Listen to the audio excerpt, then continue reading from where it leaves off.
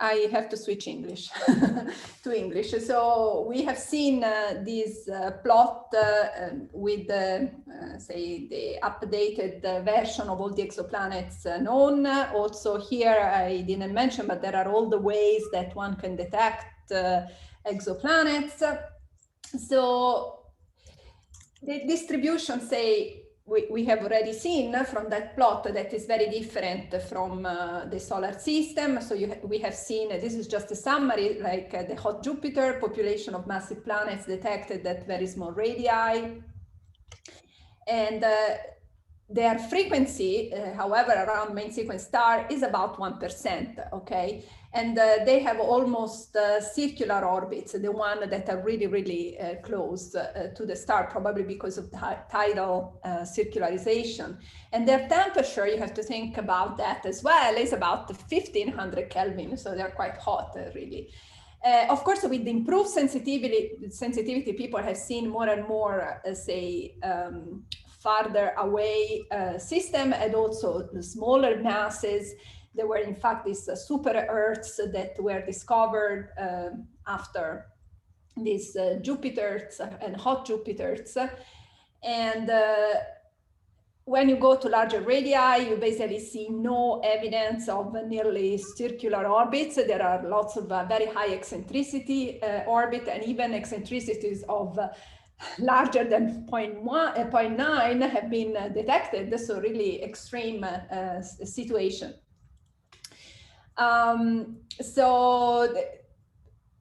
Interestingly, though, I mean, with the time, people have seen that the planet mass function, so the mass of these planets, tend to get smaller and smaller toward say larger masses. So this means basically that you have, when you start to have more and more planets with different masses, you see that the fraction of these planets with the high masses is actually not so large, okay? So this is the planet mass function, similar to the stellar mass function in a sense. And also what was found is that the number of planets per logarithmic interval of orbital radius, so this NP, dNP in the log A, increases toward large A. So this means that also the number of planets present around orbiting a star seems to be larger at larger distances.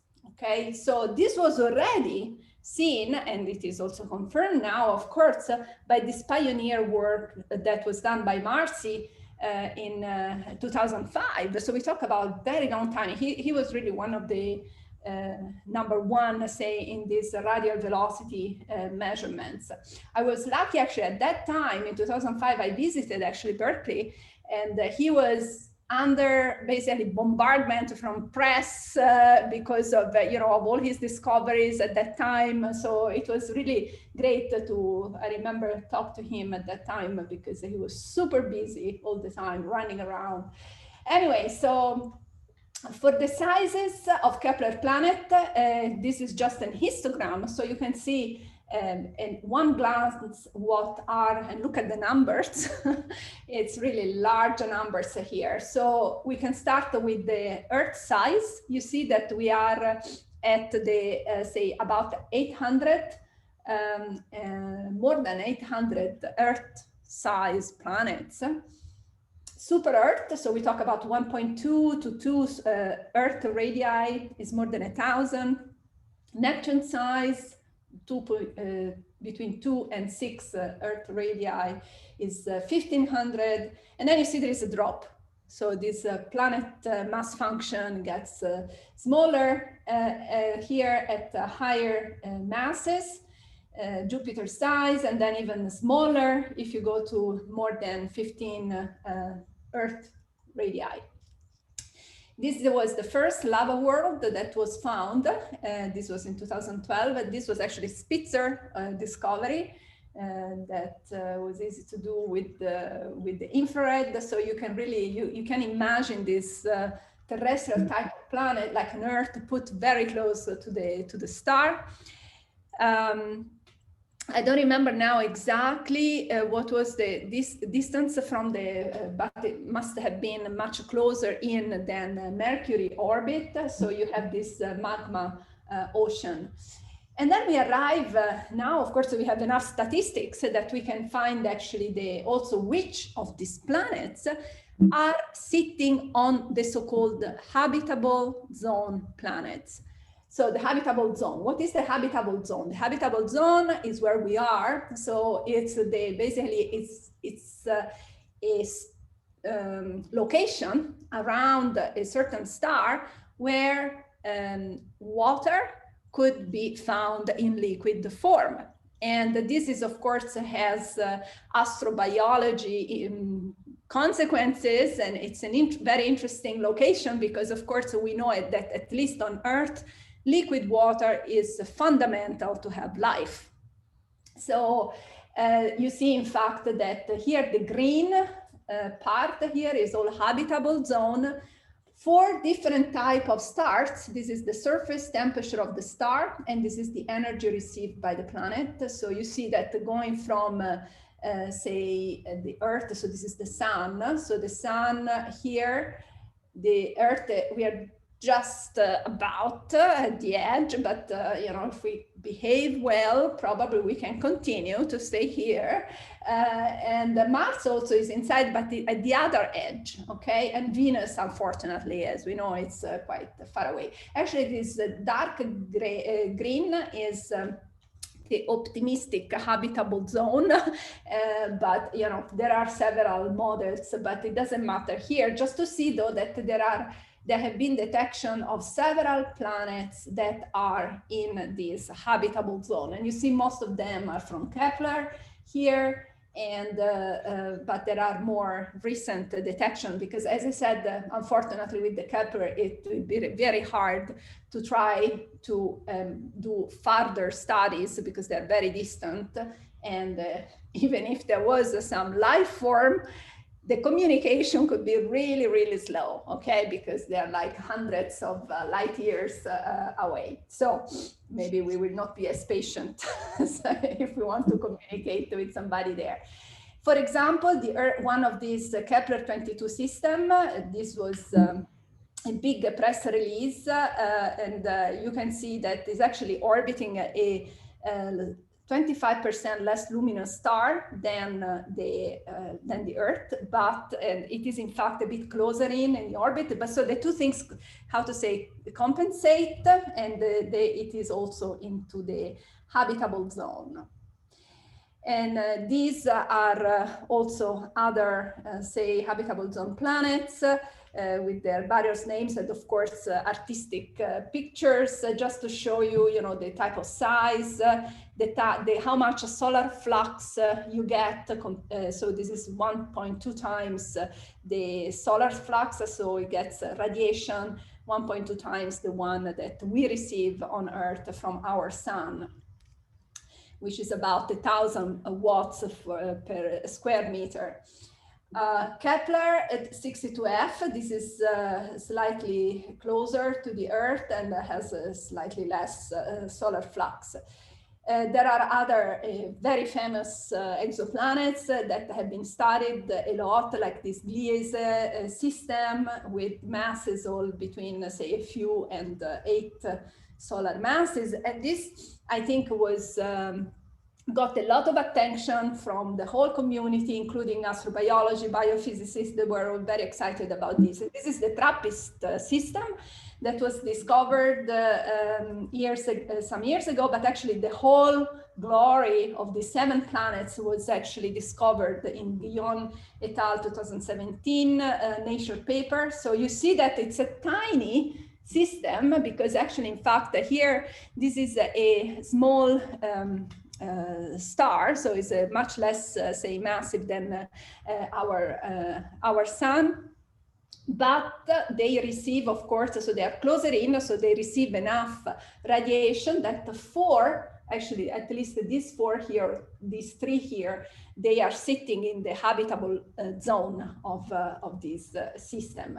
And this was at the time this beautiful, artistic impression. How could it be to be sitting on one of these systems, seeing your star very close by, and also the planets, the other planets in the sky, very large. Another very famous one that I need to just say 2 words is this Proxima b. This was in the Nature journal in 2016 by Anglada Escudé, and they remember this Proxima b is one planet that is orbiting this Proxima Centauri, which is actually one star of a triple system. This is the other 2, artistic view, of course, again. And it's also another, say, possible, say, candidate for an interesting, say, conditions, maybe for life. But again, there are some problems, maybe with some sort of variability of the star that could cause actually too much irradiation. But of course, we don't know much about, we don't know how the life actually originated on Earth. So you can imagine we know even less about what can happen in other systems. So the only thing that I would say here is to keep our minds open as possible, because anything is possible, and we will just have to stay tuned. I did this a few days ago, yes, so this is really the current number of potentially habitable planets. And to do this, there is another website. There are lots of websites for exoplanets. So I put them all in this lecture, so for you to see. And if you want to go and explore and keep track of the discoveries. So this is the current number of habitable, possible, potentially habitable planets. So you see, it's 60. It's a large number. It's a large number. And you have also here separated in groups from, say, Mars size to actually super Earth. Here, unfortunately, I couldn't find much of, how to say, update. So this is actually based on May 2015. Maybe I was not able to get, they must have changed something in this PlanetCast webpage. But what I was trying to find here is not the confirmed exoplanets, because I already gave you that, but is to see how many multiple planet systems are there. So now in 2015, the number was 466. So there were 466 planetary systems where you have more than one planet orbiting the central star. And you see how the number of confirmed exoplanets changed from 2015 to 2020. So you can imagine that also probably this number has changed, become a bit larger. And this is an example of this multi-planet system that was found around this young main sequence star. This is only, say, I think 30 million years old. So it's not like our sun is much younger than our sun, but it has this very interesting system of planets, which is really hard to actually understand how they can form, because they're actually very far. Some of them are very far from the star.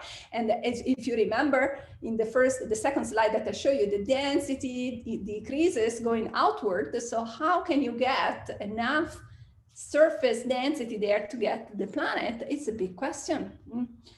So another thing that comes from say some time ago, again from the work of Marcy, but also has been confirmed later on, that there is some say correlation between the number of stars with the host planets, percentage of stars with planet, and the metallicity. So it seems that if you have more metallicity, so if the star is richer in metal, so you know, just basically it is coming from a cloud that is richer, say in solids, in a sense, you have more, say it is more likely to see planets around that star. So this is actually an interesting, how to say, an interesting property because it tells us that something about the formation. So that's why I wanted to actually go through this excursion of exoplanets, because now we have in mind what we have to reproduce with the models. So this could say that if you have more rocky, more dust or higher metallicity, you can make the planets more effectively. So which scenario this is, say, preferring between this gravitational instability and core accretion scenario? So this particular feature seems to, in fact, prefer the core accretion scenario. So let's now go into that. So we will start with the gravitational instability in disks and see the pro and contra against the observations that we have just seen. And then we will talk about the core accretion scenario that is a more like a classical scenario. And we will see, say, coalescence of solid particles. Actually, now we go all the way to the rocky planets. And we will also see how giant planets will form. So for that, you have to build these 10 Earth masses rocky planet, and then this will allow to have this runaway accretion of the gas in the orbit.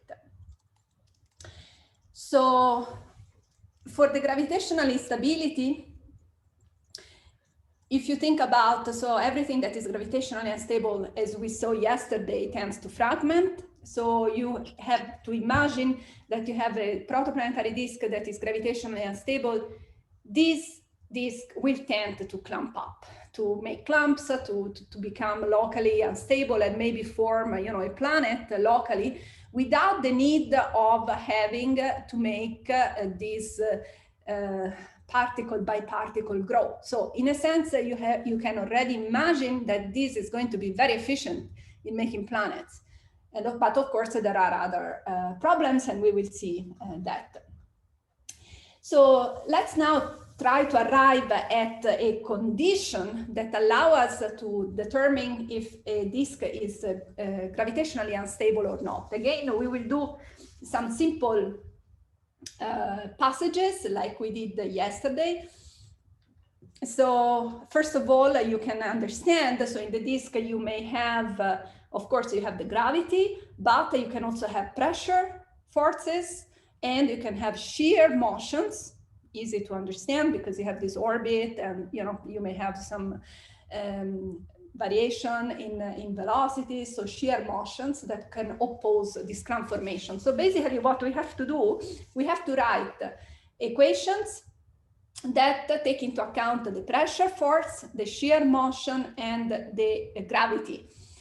So, and this is to estimate the condition under which self-gravity wins. Okay, so we have to remember, so here, as I wrote here, we require to have this win of self-gravity that the time scale, this is important, actually, I should have underlined this, sorry.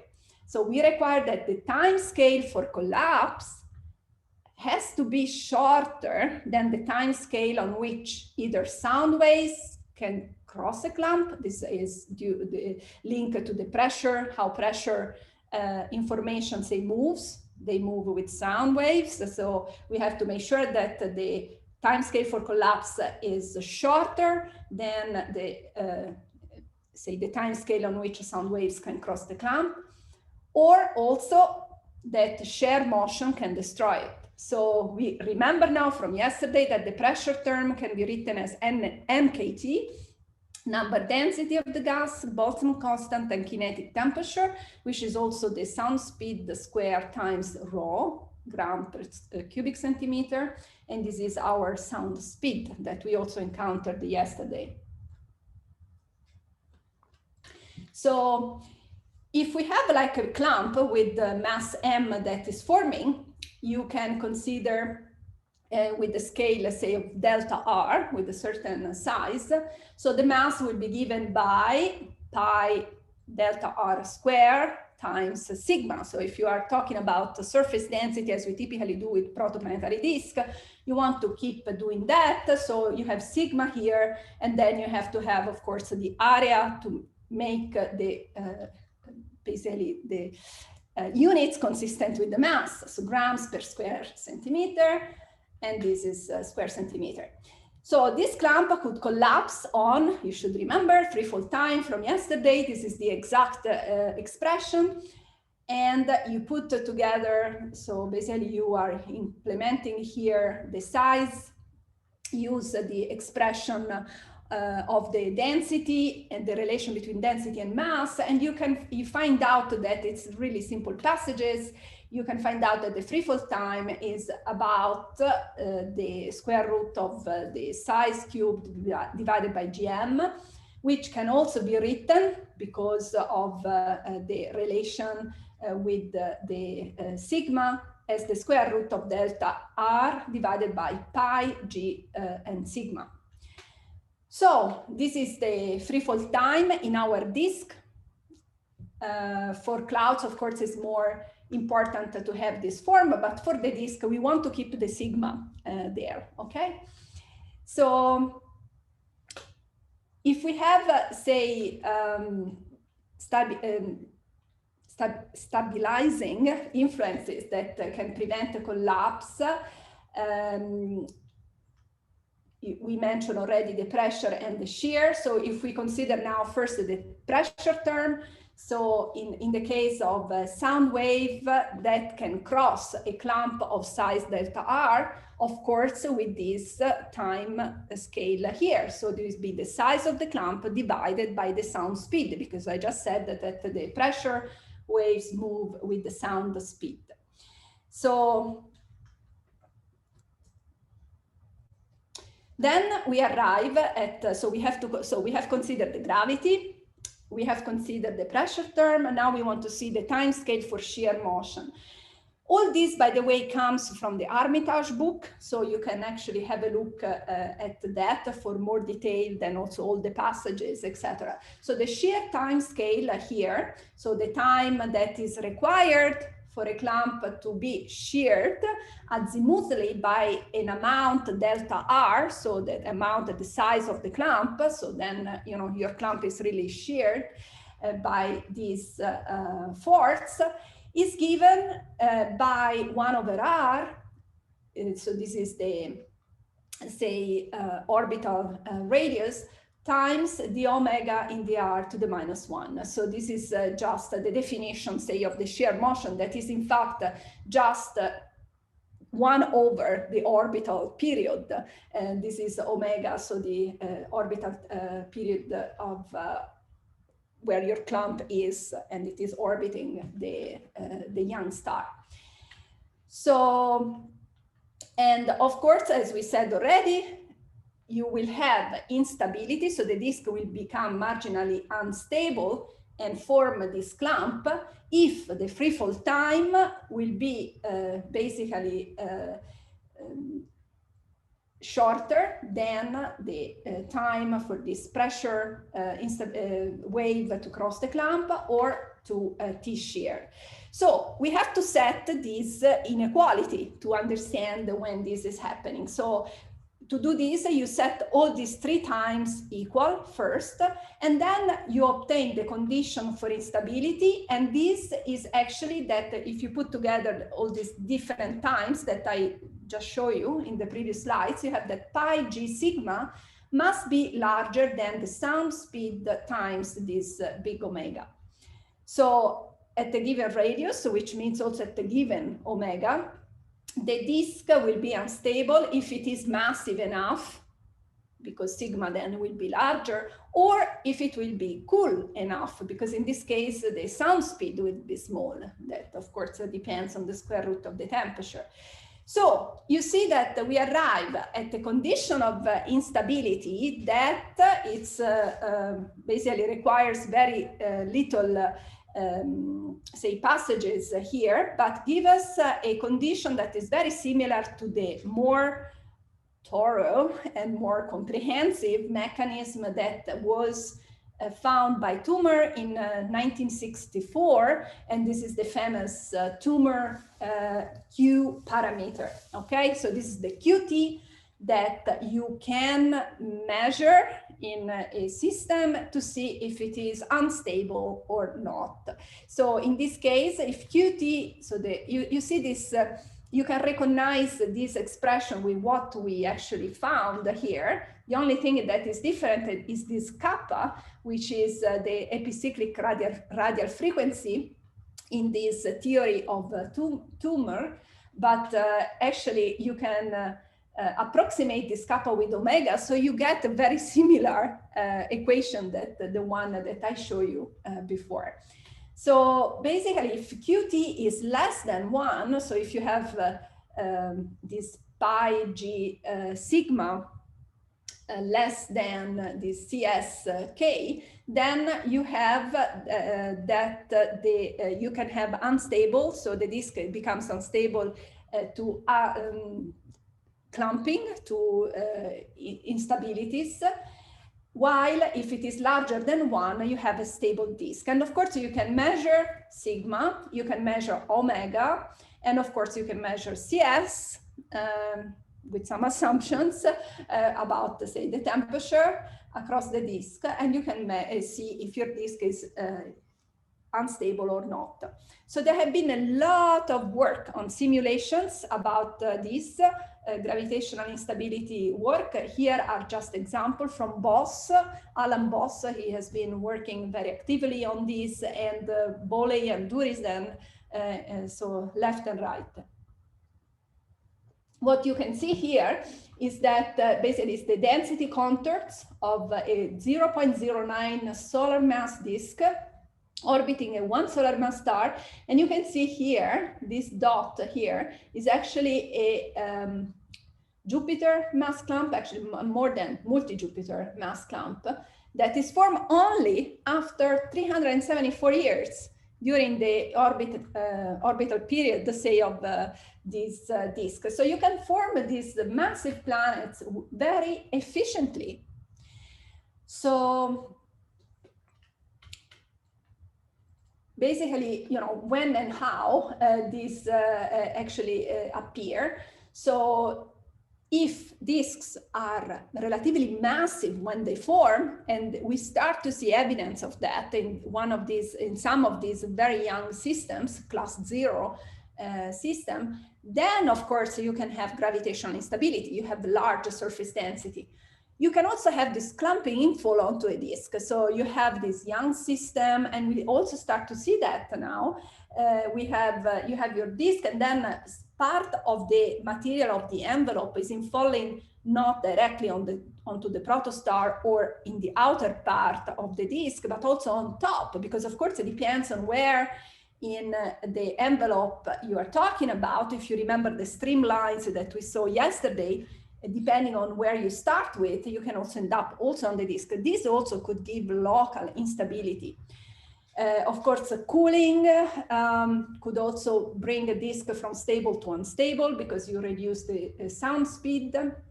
You can have slow accretion of mass, so it becomes more and more massive, so more and more unstable. You can have binary companion, and that also could produce instabilities in the disk. Close encounters with other star and disk system. And you may have, this is a little bit more complicated. So the accumulation of mass in a magnetically dead zone. So this is a region in the disk where the ionization becomes so low that you have no connection anymore with, say, the magnetic field in the disk. And here you may have some extra accretion. So the magnetorotational instability, this is a lecture by itself, so I will not go through the details. So just for you to understand what this is all about. Of course, if you look at this paper, this is a very dense paper, with lots of physics, which is, it will take probably a couple, or for me, 3 times the reading to understand what was in it. And I was lucky enough that I actually saw the talk of Holly, I think when I was at the CFA 1 year, that he presented their discovery, theoretical discovery. it was, everybody was of course very excited. But anyway, what happens is that here you have your central object and you have a disk. And if your disk is magnetized, you can have, say, some connection with the parcels of material that, for example, they can start close by. Then, of course, they are linked to the magnetic field lines, either if they are ionized or even if they are neutral, because they collide anyway with the ionized material. So what happens if there is a slight difference in distance from the central object while they orbit the system? You see here that the one that gets a bit closer in will actually get accelerated. And here you have a higher velocity, rotational velocity, while the external one will actually get a little bit lower velocity because it's just farther away, so rotational Keplerian velocity. So this means that you end up with a system where the inner parcel here get slowed down by the outer particle, so loses a little bit the angular momentum. It's a runaway process in practice. So the inner parcel will basically tend to spiral down toward the central object, while the outer particle will tend to spread out. So this also could actually produce rings of cool gas in the disk midplanes, where you have this lower ionization fraction, so where there is less coupling between these various parcels. So you can actually produce instabilities in this so-called dead zone, where there is not much, say, interaction between particles. So great, everything looks great, but however, it's, for example, hard to explain with this model of gravitational instability why we see this tendency of, say, planets being linked to enhanced heavy, enhanced metallicity of their stars. Also, I think this is, yes, it's a question mark, because it doesn't seem that all the young stars are actually forming initially these very massive disks that are needed for the gravitational instability. So a fraction of them could be, but not all of them. But we see many more systems with planets. So, you know, it can't be the only system. It's also hard to account for small bodies, because here you are making relatively massive clumps, relatively massive planets, basically.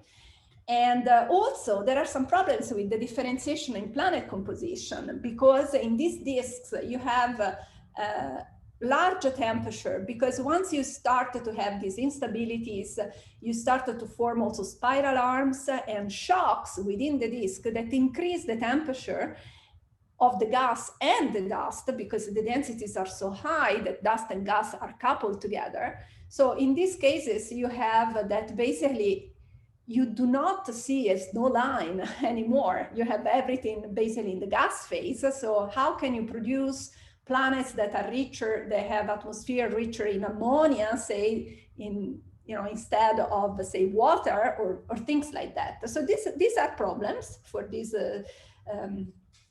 gravitational instability scenario. So now I will move to the core accretion scenario that also has its problems. So, you know, we never have, I think, as I said at the beginning, probably the two things have to be taken into account together. So here, for the core accretion scenario, you have coalescence of solid particles and the growth of dust to rocky planets. So you already see that there is a problem, because I told you at the beginning that to make this coalescence of solid particle to kilometer size, it's not easy, because you have these headwinds and the loss of angular momentum and things that spiral down toward the star very quickly. So one has to solve this problem. And also, actually, once you have these big rocky planets, if you can form these big rocky planets, they can also accrete the gas and form giant planets. So the assumption here is that you have a seed of a planet.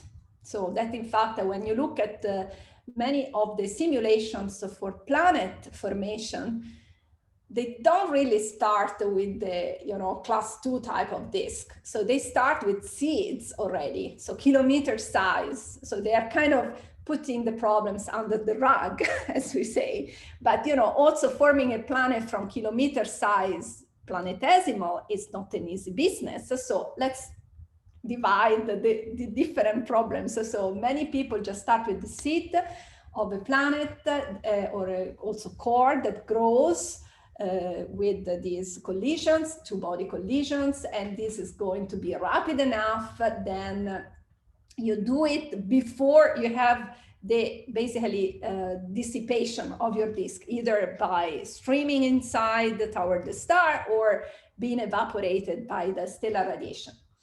So if this can be done, so assuming that you can actually grow these cores, and then you can go to this seminal paper by Perry and Cameron in the 70s, where they say that the core then triggers this hydrodynamical instability that actually triggers the rapid gas accretion onto the core.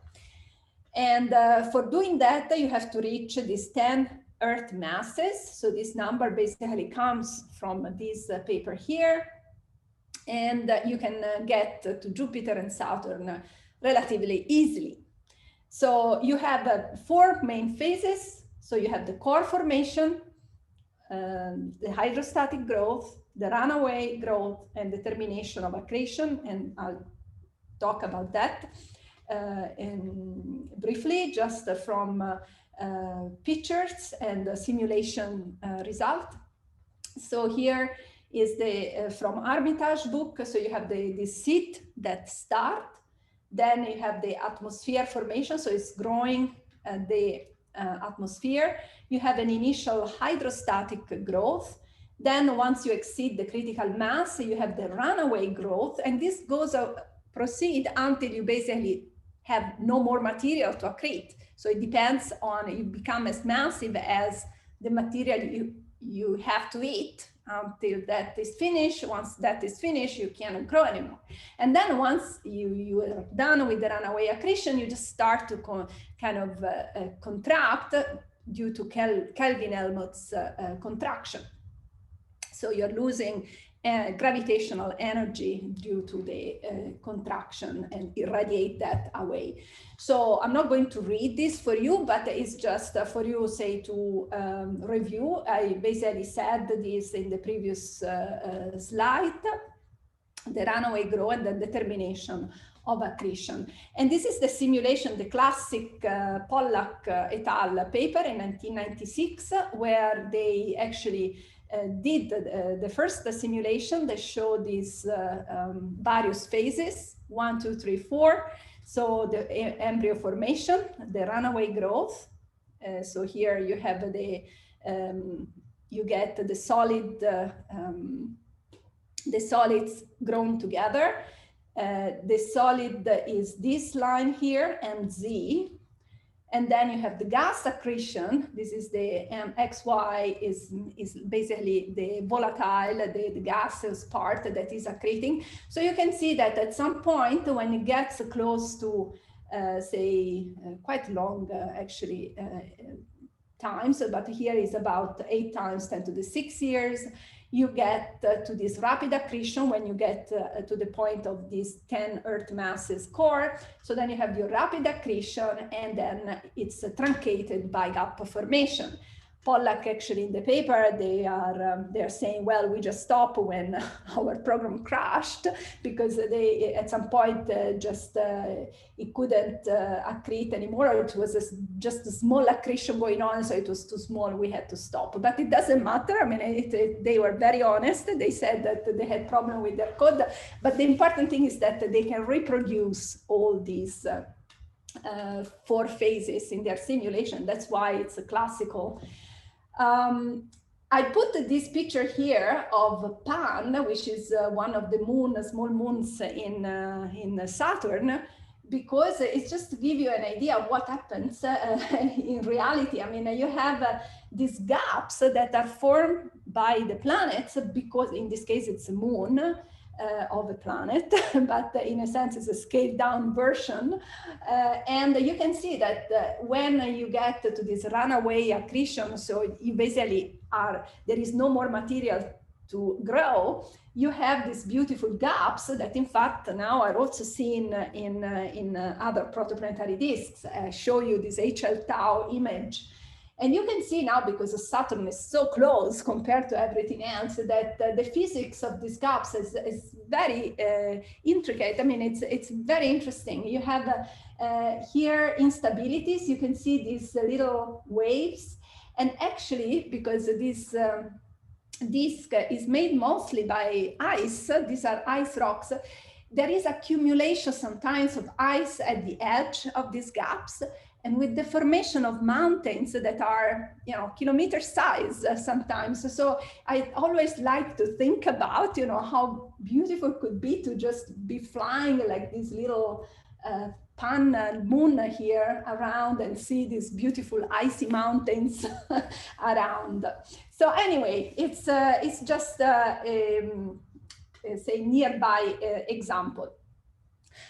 This is the planet migration that I said I don't even probably need to go through, but so at this point I will ask you if you have questions about this part, and if not, I will just go through these quickly. Actually, there is a part that is probably interesting for you anyway, talking about viscosity. I think this is important. So maybe one question if you have. Or if not, I will proceed so I don't lose time, because it's, what time is it now? Yeah, 10 to noon. So again, I can stay today until maximum 12:30, because then I need to run to the office and I will not have much time, much more time. Great. So anyway, I hope that so far it has been, say, clear. At least, I put also down some papers that if you're really interested, I think these are the big papers that you need to read, and then of course get updated with the new papers that there are lots of papers every week on planet formation. So the planet migration, it has become particularly important after, of course, the discovery of these hot Jupiters very close to other suns, to other stars.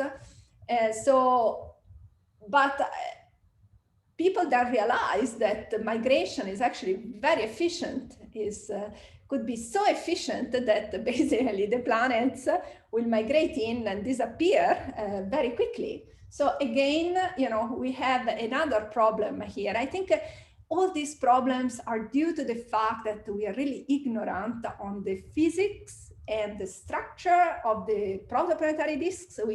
Of course, we always tend to super simplify and things to be able to, arrive at some conclusions. Otherwise, we cannot even write a paper. But the problem with these super simplifications is that you then notice that something is not working. So it means that you need to probably implement new physics, not just new parameters, because that's not good. I mean, I really don't like when we have to implement extra parameters.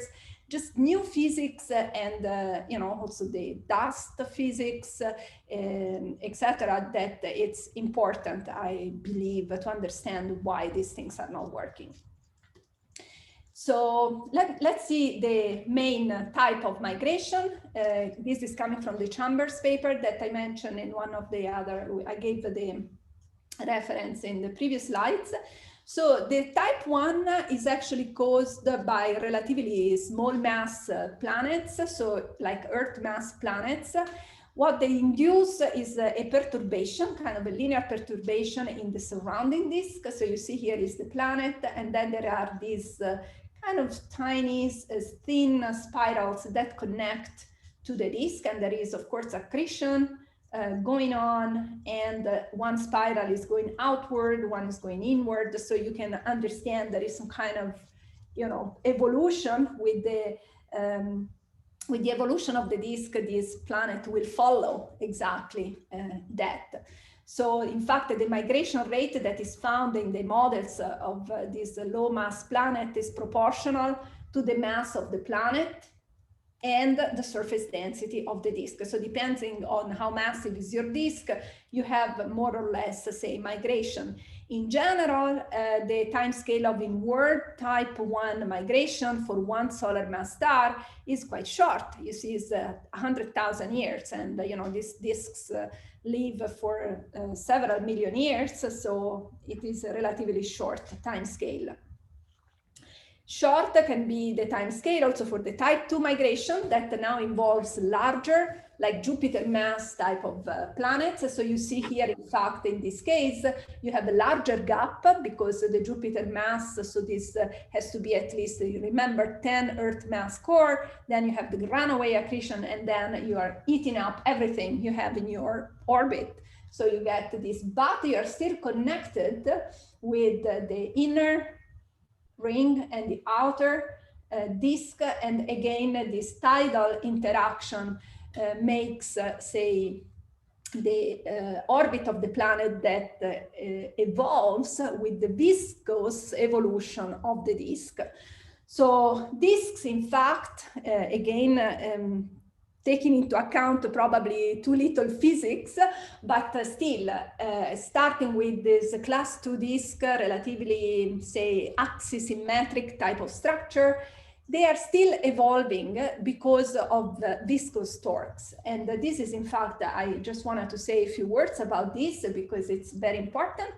And it's also, I think, something that the new generation should give a contribution to this, because we are still, say, talking about parameters here. So we have parameterized this viscous evolution. So it'd be nice to have a more quantitative physical model. So which type of process can provide this viscosity? So the first thing that comes to mind is that, okay, you have your gas, your dust, and molecules, of course, go around with their Keplerian orbits. Well, of course, you have also this extra bit of pressure, acceleration. So those that are actually closer to the central object move faster than those farther away. Collisions can speed up the outer molecules, and then they could, for example, go outward, and vice versa. The ones that are closer in, they could actually lose angular momentum and go farther. So you can imagine that if you start with, say, an annulus of material, this annulus will tend to spread and become thin, and get closer to the sun, to the star on one side, and far away in the other side because of these viscous torques. But is this really what is happening? Well, to look at that, you really need to do very little passages, because if the molecules are those which are affecting this, then you can actually calculate what is the time for this, say, viscous diffusion to happen. So if the disk evolves on a diffusion time scale, the diffusion time scale is given by the square of the disk divided by this nu v, which is the, say, viscosity. And so again, this is, you can understand probably better if you just go to chapter 3.2 of Armitage, but it's just coming from looking at the, say, units of the viscosity term here, you can understand also this, the structure of this equation. So if you consider molecules and their thermal motion, you can actually relate the viscosity or molecular viscosity with these two quantities here. One, is the sound speed, and one is this LFP, which is the mean free path of the molecule. No? So they have a free path that is given by 1 over of course, the number density. It will depend inversely on the number density, but also inversely on the cross section. So this sigma mole cross section for molecular collisions, of course. So this is the definition of the mean free path. So if you put these things together, you know the radius of your disk, and you know these two quantities here, you end up with the diffusion time, which is way too long. So it's like 10 to the 13 years. It's just doesn't work. The disk don't even survive. So for say 10 million years, this is really too long. So what can we do?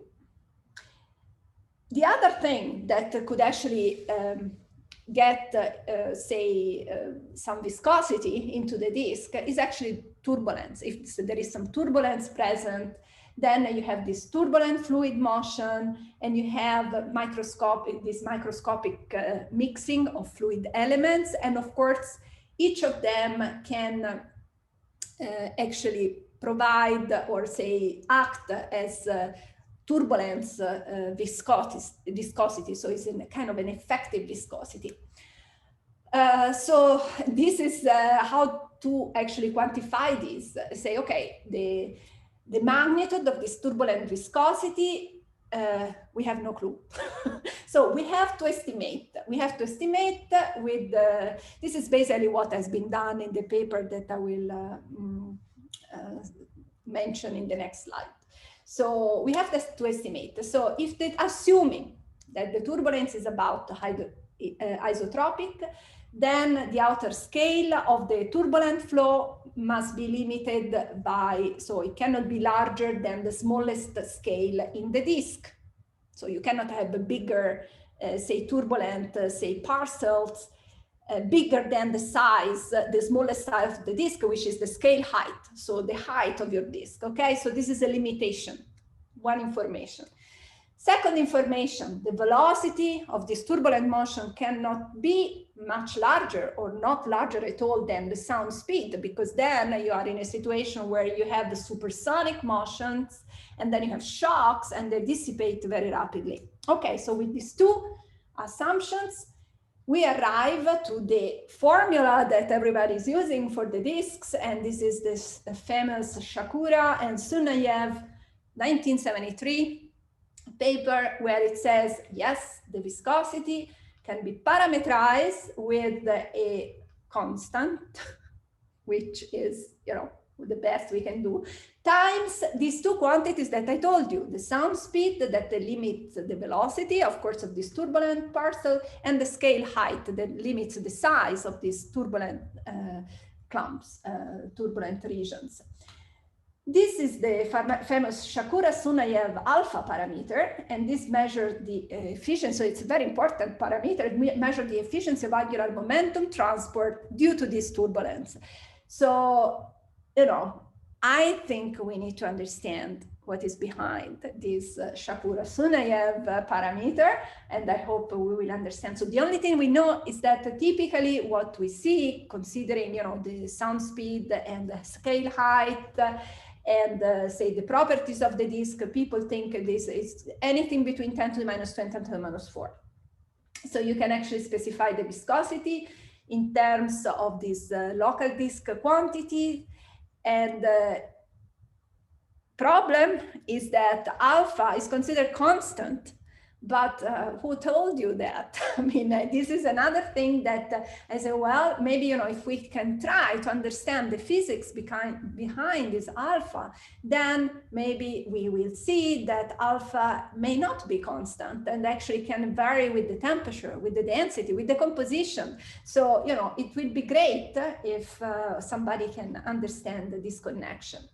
So if we use this alpha like 10 to the minus 2 or 10 to the minus 3 as here, and we apply this to the migration time scale, so we see that either for Jupiter mass planet or with Earth mass planet in the migration scenario type 1 and 2, as I showed you before, with these values of alpha, you still have a very short time scale. So you start, say, with the 5 AU, like a Jupiter mass, you see that in a very short time, less than 1 million years, you have your planet going on top of the star. So too efficient migration. So when we compare the two models, so the core accretion on one side and the gravitational instability on the other. So the problem with the core accretion, as I mentioned already, is the slow. So it is difficult, if you really start from the dust grains, it is really hard because you cannot go efficiently to this kilometer size. So as I said, people who work on planet formation, they start with kilometer size bodies, planetesimals. However, the core accretion model is good because it favors this high metallicity environment. So of course, if you have more dust, more, say, metals, heavy elements, then you can actually form your core more rapidly. Gravitational instability model can form giant planets very rapidly. We have seen, after 200 years, you can have your giant planet. Planets are formed basically in situ, so they can form everywhere in the disk, basically, because the disk is quite massive. And this is also good, actually, to explain why we see these massive planets far away from the star. And also, you can form planets, say, close to the star as well. So there is no need of migration there. In this case, however, if the gravitational instability model only works, we should not see any correlation between, say, the percentage of the stars that contain planets with the metallicity, as we saw before. So like in this case, so this is the previous slide that I show you, that there is this correlation with the metallicity. So there are still question marks, and these question marks actually come from many years ago, but some of them are really still valid. And how rapid do solid cores accrete in the giant planet formation region? This is big question mark, still open question.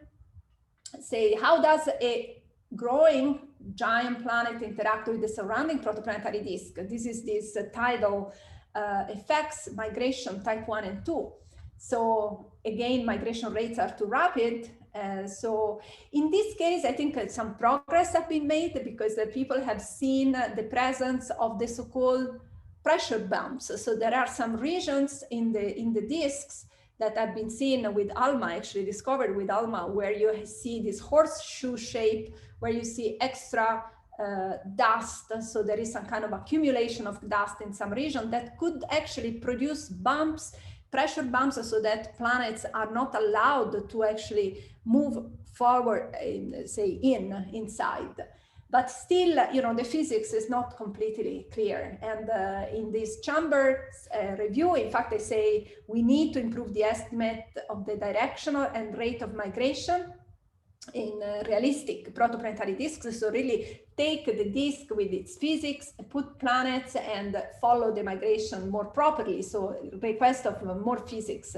We need a better understanding of the mechanism driving viscous accretion. This is what I was saying before several times. Gathering of large unbiased samples of extrasolar planets. This, of course, has been done with, this was 2009. So we now have the Kepler and high resolution images of protoplanetary disk. This is also has been done by ALMA. So these are the pictures also that I showed you yesterday. So yes, some of the example of things that are not easy to understand. So it is difficult to explain with the two models of planet formation how systems like this, you have 4 giants orbiting HR 8799. We have seen this picture several times now, especially the ones that are farther away, because even in the self-gravitating disk, the outer part are so you have also a density gradient, so it's hard to form giant planets in the outer part. So basically, you need to have both models plus also some migration to be included. And this is the thing that I think at the end, it's really, we need to work on both scenarios. Maybe the gravitational instability will help with the starting point of some large bodies that then will shape, the future system. So this is another example. This is our solar system. This is a paper from Marwa et al. 2010, where they see these, you see giant planets with basically the same mass. It's not like in our solar system, the mass of the giant planets decreases as you go farther out, because you have less surface density, so you expect to have less mass. No, here you have the same mass. So how can you explain that? With these current models, it's really hard to reproduce this. So, wrapping up things together, basically it's a big challenge, but also a lot of fun to work on, try to connect these various phases. So the lecture from yesterday to today, basically we span very large ranges from parse scale to say thousands of astronomical units to hundreds of astronomical units, and then of course to the planets. The future now, and actually a lot of things have been done already, is trying to link the atmosphere, the chemistry of the exoplanet atmosphere with the chemistry of the disks. That's a very important, very up-to-date topic. So with the powerful telescope, you are going to see lines in absorption, especially for example, if you have a transiting planet, and then you can understand which are the molecules that compose the atmosphere, and trying to see if you can go back and say, okay, which part of the disk this plant was forming, especially if it was formed with the core accretion scenario. Otherwise, it's a bit more complicated. The thing is that the future is even brighter here for the exoplanet, because we have a very important new instrumentation. So gravity is already working, already has done very nice work also in the exoplanet community, with the observations of atmosphere of one exoplanet far away from the star. The amazing thing about gravity is that it combines the 4 telescope at VLT here, Paranal in Chile. So here what you reach precisions that are incredible. So they can do, say, precision astronomy with order of say 10 micro arc second, and then they have imaging precision with 4, so resolution with about say a few milliarc second. So you can really, once you know where to look, you can see everything. It's like really a super precision instrument. This has been, of course, mostly used, actually mainly built to look into the center of our galaxy and study the massive black hole. And you know that this year, in fact, at MPE, we got one of the Nobel Prize winners, which is Rainer Genzel, exactly for the center black hole of our galaxy. But next year, hopefully October 2021, JWST will fly, and this will be amazing for exoplanet. And of course, also the extremely large telescope with instruments that will have the high spectral resolution will be very important to study the atmosphere. There are, in fact, if you are interested in this, there is this nice astronomy, annual review of astronomy astrophysics from Madhusudan in 2019, where he actually made some predictions on how JWST will see a specific planet. And you can see how rich in molecules this atmosphere can be. You go from water, ammonia, methane, HCN, CO, etc., CO2. So it is going to be really revolutionary, especially for the nearby planets. TRAPPIST, of course, will be one of the most targeted, I think, and we will learn a lot about the atmosphere of these planets that are in the habitable zone. So this is just to mention this connection between exoplanet and disk chemistry. This is actually very highly cited paper by Karin Oberg et al. 2011, where she said, okay, if I look at the disk and consider the water snow line, CO2 snow line, CO snow line, then I can predict the type of atmosphere that planets will have. So in fact, the exoplanet community are citing these because they really wanted to go back and link to this structure. If you want to understand a little bit more about the structure of these disks and their chemistry, remember there is this new paper by Oberg and Bergin in 2020. So this one that I mentioned at the beginning. And there is also the Cecilia Ceccarelli 2014 PP6 paper where we actually try to link some chemistry from clouds to disk and to solar system. And you can see here, depending on the location on the disk, you can have highly deuterated or less deuterated species, and the structure also of the disk in terms of temperature and density. Yes, there are these. I didn't put I have to add this before putting in the PDF and sending to you. This is Henning and Semenov, another beautiful review on protoplanetary disk, just to see their structure and the growth of disk. And I finish with what I started with, because I think this is one of the most beautiful images of protoplanetary disk ever made. So thank you very much for your attention, and I hope you will get interested in the field and become future discoverers of how planets form. We need to know, we are all curious. Thanks, Paola. Thanks very much, Paola. Now, let me stop sharing if there are some questions. Yes. It's a really, really interesting topic that we do not cover at all, more or less, in Bologna. No, I mean, plant formation, not at all. It's really a pity, I mean. You have some star formation, yes. Yes, some star formation, yes, but really the basic one, yeah. Yeah. It's yeah, that's a pity. Yeah, you should you should have somebody. Yeah. Can I ask, what is the current understanding of the asteroid belt? Is it really a planet that failed to form? Is it was there a planet that has been destroyed for some reason? And is it a coincidence that it's separating the gas giants from the rocky planets? Right. Yes, that's a good question. It's not. I don't think it's something that we can say yes, we know exactly what happened. I think the most current version of this of the story of the asteroid belt may come from the work of Alessandro Morbidelli, who in fact is the expert on the dynamics of our solar system.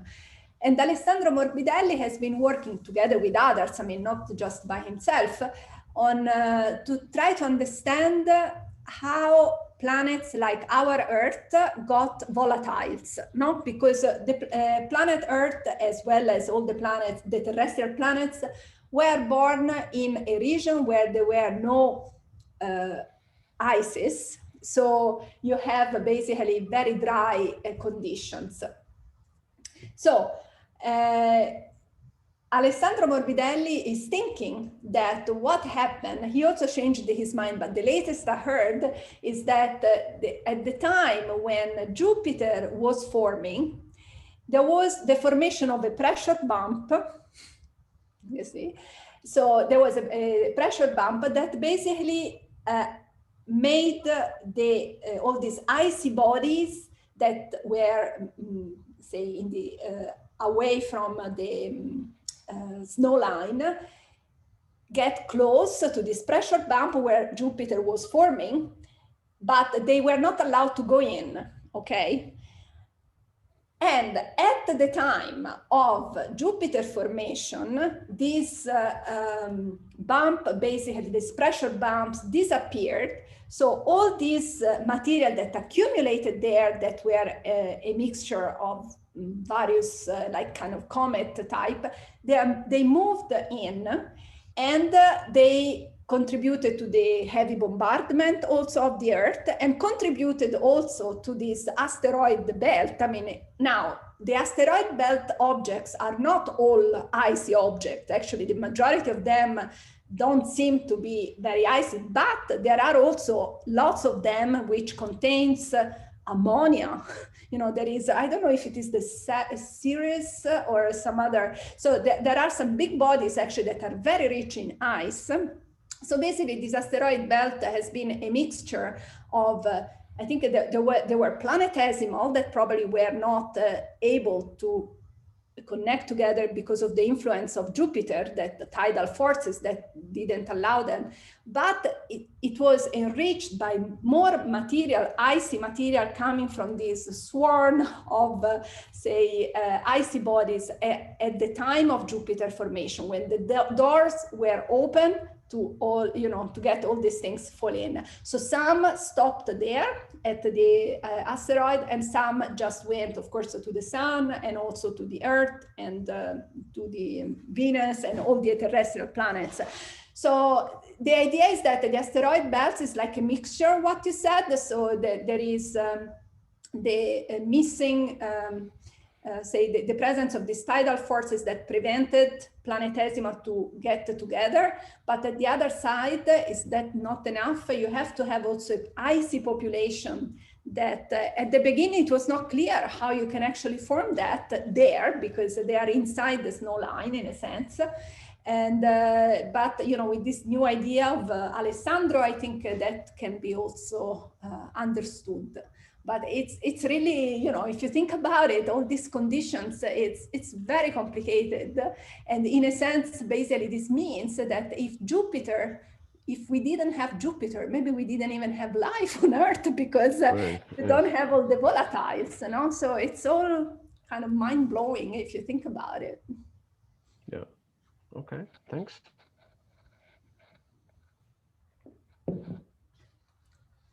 So students, some questions for Paola?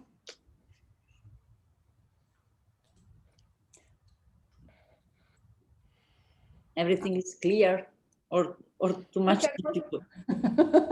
I hope they're all awake.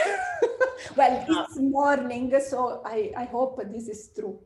But in any case, yeah, you can also ask me questions. Actually, I had the question yesterday via email, so you know, I can also get questions via email if they have. Okay. Okay. Okay. So really thanks, Paola. No, thanks welcome. again. Really, and I hope next time I can come to Bologna. Hopefully, I really miss Bologna. Every time I get to Bologna, I get kind of emotional as when I go home, because, you know, I think a piece of me is still there. Okay. So I will be there. If you invite me, I will come. We will definitely invite you another time. All right. Yes. So all the best to everybody. Stay safe, and hope to see you soon. You too. Thanks very much. Ciao. Thank you. Ciao, ciao. Very much. Thank you, Paola. Thank you. Bye. Thank you. Bye. Thank you.